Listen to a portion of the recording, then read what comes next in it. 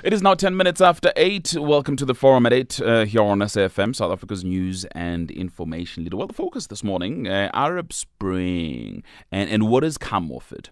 Now, earlier this week, Egyptian police clashed with protesters as thousands took to the streets to mark the second anniversary of the ouster of former President Hosni Mubarak.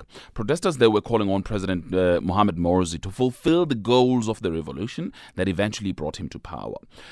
In Tunisia, the political crisis there seems to be deepening after last week's murder of a prominent secular politician, the opposition politician there.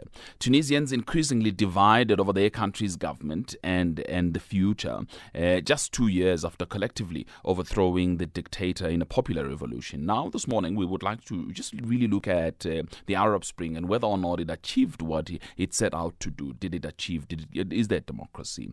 In particularly these two countries, but also in other countries are in the region, including Yemen as well as Libya.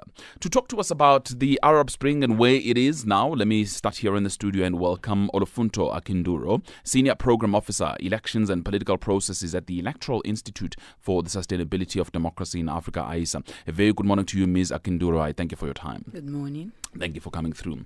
On the line, I have Yossi Mekelberg, who is Associate Fellow at Chatham House, Program Director of International Relations and Social Sciences at Regent's College. A very good morning to you, Mr. Mekelberg. I thank you for your time. Good morning. Thanks, nice one. Thank you very much for your time. Also joining me is Naim Jina. He's Executive Director of Afro Middle East Center. Mr. Jina, nice having you on the program this morning. Good morning. Thank you, Tolani. Thank you. Perhaps I should start with Mr. Mekelberg. Mr. Mekelberg, by definition, Arab Spring was supposed to be about the blooming of democracy, the flowering of democracy, so to speak. 2 years on now, particularly these two countries, Egypt and Tunisia, what has happened?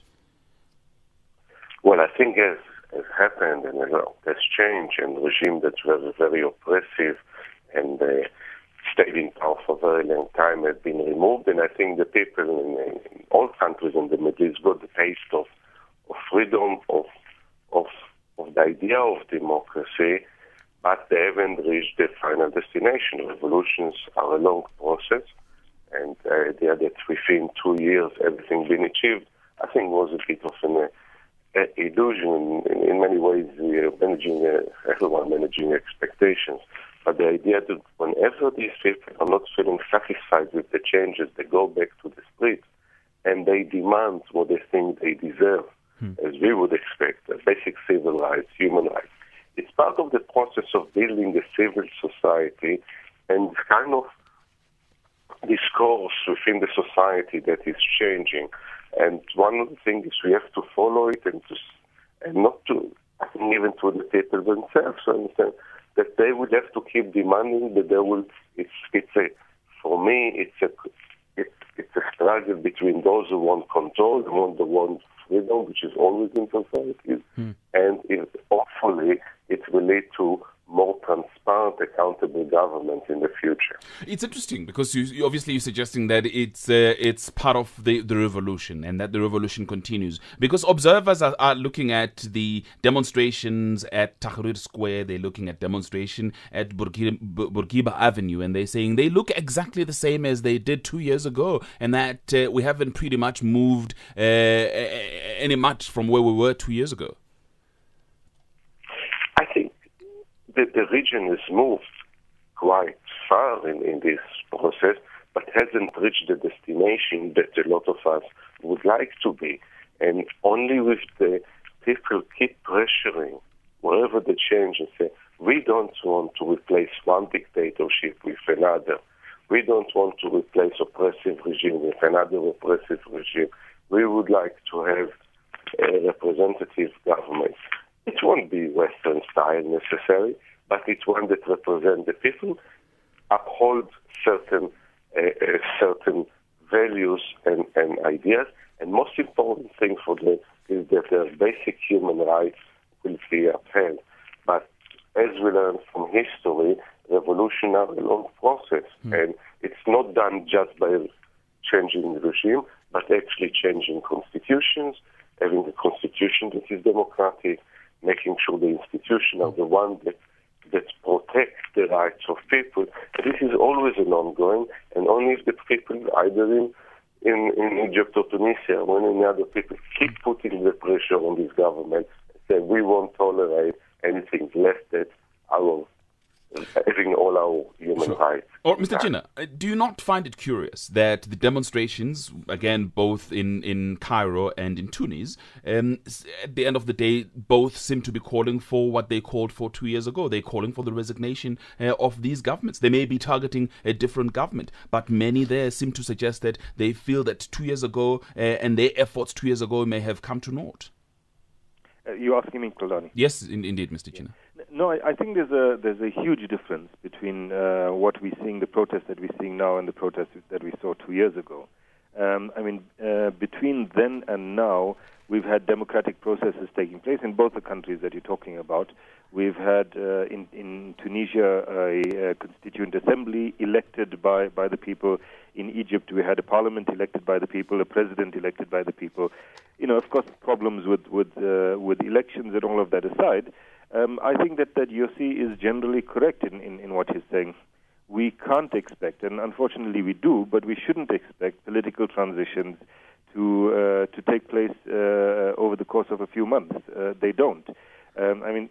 South Africans should be the first ones to admit that. In some senses, we are still in the midst of a transitionary period. So, 2 years later, 2 years after the uprisings began, or, for example, in the case of Egypt, less than a year after the election of a new president, we shouldn't be expecting that there will be the kinds of huge changes that we're suggesting there would be. But the one very important thing that has happened is that in North Africa generally, and certainly these two countries, as Arabs have spoken about it, the barrier of fear has been lifted.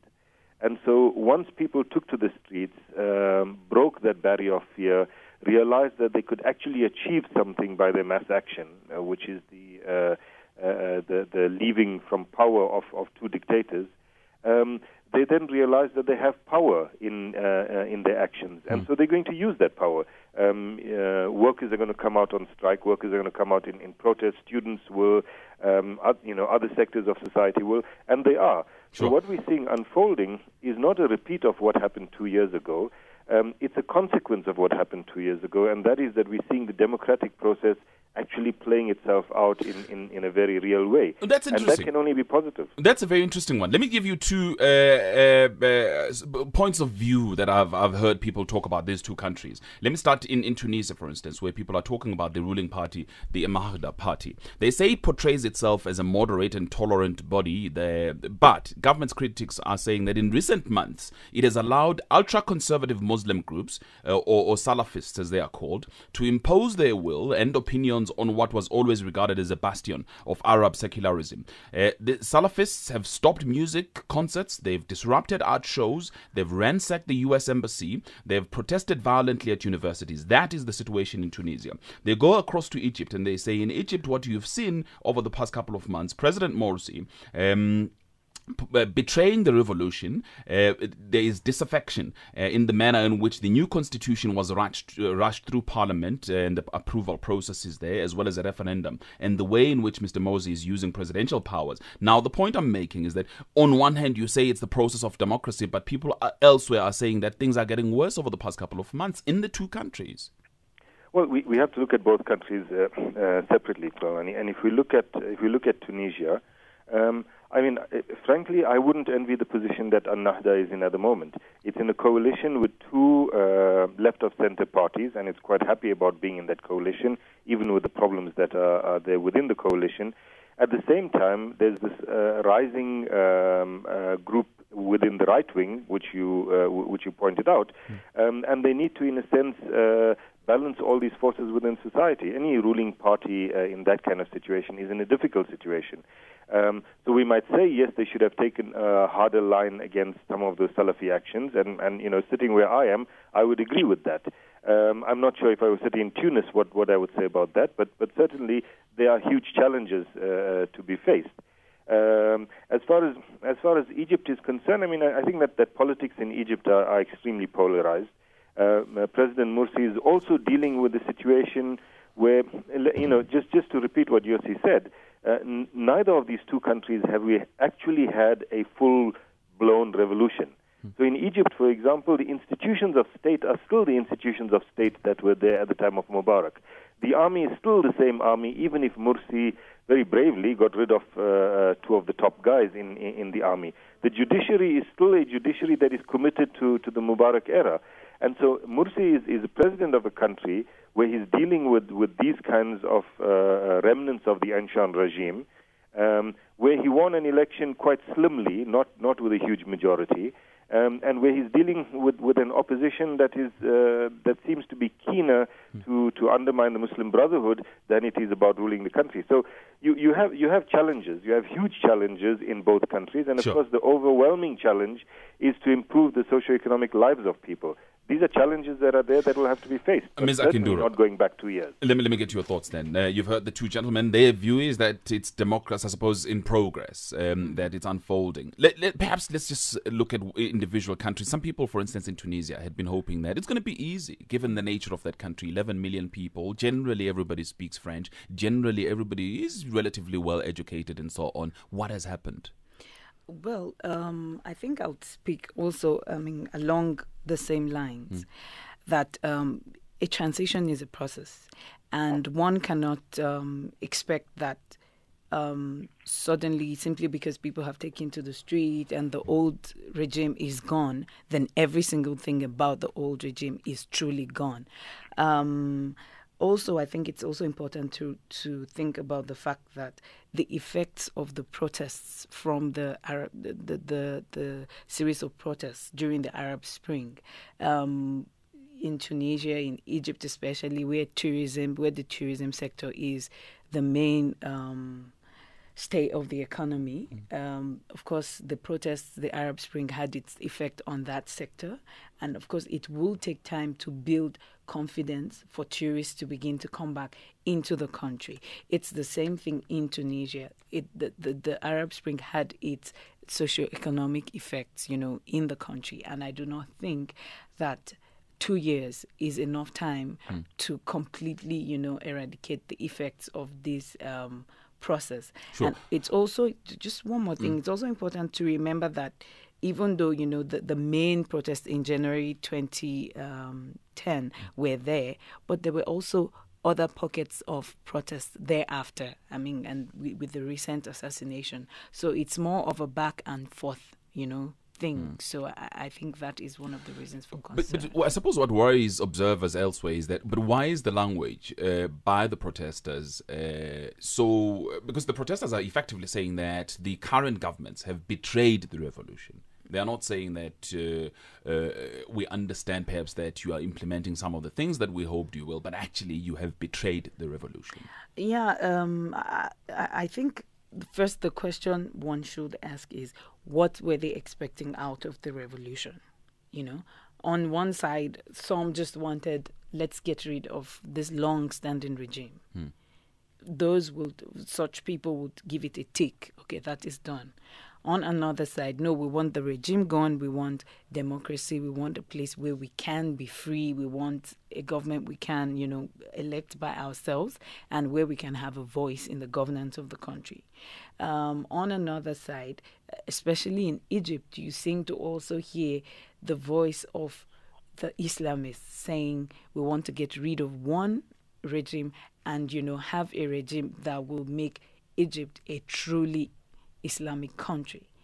So the point I'm really making is that different sectors, different interest groups have different thoughts about the revolution. In Egypt, for instance, people, the Islamists, I remember during the referendum, that process, people had the complaint of, oh no, it's not becoming the Islamist country we want it to become. Meanwhile, for some, the revolution was just about get Mubarak out and let's go to the polls and have a government of our own, And there's also the question of the remnants of the previous regime, which was mentioned already.